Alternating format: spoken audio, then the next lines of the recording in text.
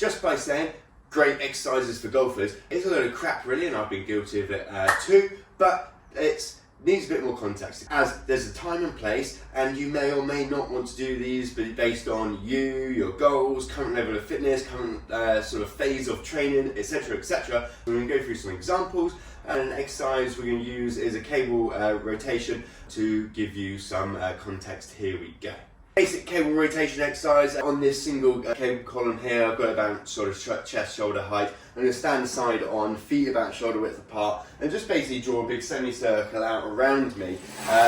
Here, and then control movement coming back, and then going again. That's a typical cable rotation exercise, and when we're doing this, we kind of want to think of what our goal is. What are we trying to achieve from this exercise? And there's a few main things that you want to do in the gym to help improve golf performance. And number one, improve power. Number two, strength. Number three, mobility. Yes, there's other things as well that you can do in the gym, but we know that these transfer into better golf performance. That's what our main focus wants to be. We could do this cable exercise as a power exercise, and then we'd want to perform it quicker than I just did. So something like this. And then control back in, and then quick on maybe the concentric phase going out, control back in, and then going again. You could do it slower or with heavier weight for a strength exercise. It might help with mobility a little bit. We might want to challenge different ranges, so we might stand face on and work, and then a bit of rotation, making this end rotation harder compared to if we're side on, this middle bit's hardest, and then this end bit's pretty easy, but then if we're face on, this end bit now is harder and this middle bit is pretty easy. If you're using the cable rotation to improve a certain swing movement, such as getting through the ball, and you might do something like this. Now, the trouble with that is that getting through the ball in the golf swing is one movement pattern, and doing this, even trying to copy the movement pattern, or at least what looks like the same pattern, is very different. Just doing a cable rotation with different weight challenges you differently, recruiting different muscles, different forces, different speeds, and even different positions. So whatever weight you might use on the cable machine is going to be very different to that of the golf swing. So if you want to get through the ball, you're better off practicing that with a golf club, because whatever weight you put on here is going to be a different pattern. Just going to interrupt you to tell you about 30 golf fitness tips that will help transform your game. I'm going to send them straight to your inbox over the next 30 days to improve health, fitness and golf performance, and reduce the risk of injuries related to golf. If this is something you're interested in, click the link above here or in the description box below. These tips are designed to help improve everything from flexibility to power, to reducing risks of injuries, aches and pains associated with golf, to on and off golf course nutrition. This is your chance to make small changes that will have a big impact on your golf performance. This is your opportunity to train smarter, perform better, and feel great on and off the course. So sign up now, click the link above here or in the description box below. So when looking to use the cable rotation at faster sort of pace, faster velocity for power, there's pros and cons to that, okay? So we have to slow down at this end position compared to if we were using a medicine ball, for example, we can accelerate all the way through. So to do a similar sort of movement of this sort of rotation, we get to accelerate all the way through if I'm throwing this ball. Compared to this cable rotation where I have to slow down a little bit at the end. Probably better to do a medicine ball throw, however it also doesn't mean that you can't do the power exercise on here. It's more of maybe a speed strength exercise. There could be a time and place, so you might do say a few weeks on strengthening by doing them at a slower pace with heavier weight. You then might use a few weeks of slightly lighter weight but moving a little bit quicker, and then you might do a few weeks of medicine ball throws.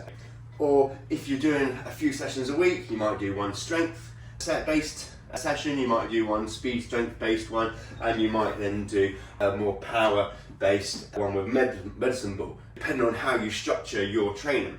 So bearing this in mind, we've done a sort of bilateral stance side on, we've done one a little bit front on. Now this could be for working on sort of strength, endurance in this sort of end position compared to this position is hardest here, as I just mentioned. However, the downside of being front on is I'm not going to be able to use as much weight, okay, especially if you're lighter like me. I'm going to have to lean back to really feel like I can get a sort of decent weight on this. Again, pros and cons to that. Similarly to if we're in some sort of split stance position. Now I'm going to really find it difficult to use as much weight. Am I really improving strength? Am I improving balance with this exercise? It could be a bit of exercise variety, challenge the core, challenge stability maybe in a different way, which yeah, you can use this then as a sort of variety in your workout to challenge the body in different positions. But it's not going to have as big an effect on goal performance compared to if it was strength, power or mobility focused. But that being said, it could have a time and place in your program. When we're looking at core strength, we can include exercises that are done on the floor, so we can do planks, V-sits, side planks, dead bugs for example, basic sort of floor exercises. We probably want to start, if you're a newbie, you want to start by doing some basic sort of core endurance type stuff. And if you're a bit more advanced, you might still do these, just might not be for as long. If you're new to it, you might be doing these for quite a while. Planks, bird dogs, V-sits, dead bugs type exercises on the floor. And then for a bit more of a strength exercise, you might then do this, but you also might use it to help transfer that sort of strength endurance from the lower body through the core through to the upper body, with sort of sequencing just like it would be in the golf swing. So using or transferring force through the body compared to a lot of isolation type stuff which is on the floor. As part of your program you might have, let's say, dead bugs and side plank, and then the third sort of core exercise would be some cable rotations. So additionally, depending on what you're trying to achieve, you can do lots of different variations with the cables. Similarly, with the medicine balls, absolutely, and maybe a better option in many cases. However, if you can't throw a medicine ball for whatever reason, then obviously the cable machine is better. You could do a normal cable rotation, you could do step back and turn, you could do a step out and turn. Obviously you could do twist, sort of step and rotate, different positions. Now obviously we still need to bear in mind that what is the purpose of the exercise? Are you just doing it randomly because you've seen it online?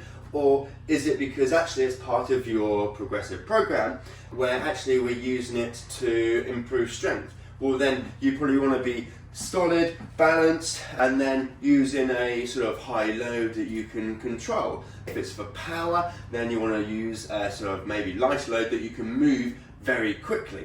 But if you're using it to help with sequencing, then you could use some of these different variations. Or if you're just using it because you really enjoy it and it's for fun, then it absolutely is a good enough reason as well to include that in your program. Fun, variety, and a bit of sort of variability in movement. We're looking at using the cable exercise. Just by saying these are great exercises for golfers and including something like a cable rotation doesn't really help, okay? It's far too generic and it's kind of like a men's health type thing where it's like, oh, this week try this exercise, next week, hey, try this exercise. It's all just too randomized. We need to consider a lot of other information. Do you have access to a medicine ball? Because that actually might be far better than doing this. Or actually, if you really need to focus on some basic core endurance exercises to begin with, then no, this is not good for you. You might need to focus on some floor exercises. But also, if you're trying to improve power and you're just doing these slowly, then you're doing it wrong as well. And if you're trying to get into too much of a goal-specific type movement to replicate a movement pattern, this isn't going to help either. Pros and cons, obviously, to any exercise. Hopefully that provided a little bit more context. Power, do it quickly, or use a medicine ball, maybe better. Strength, absolutely part of your program, depending on what phase of training you're in, or add it to part of your core work with other core exercises, and maybe don't use it to help transfer or try and replicate too much golf type movements.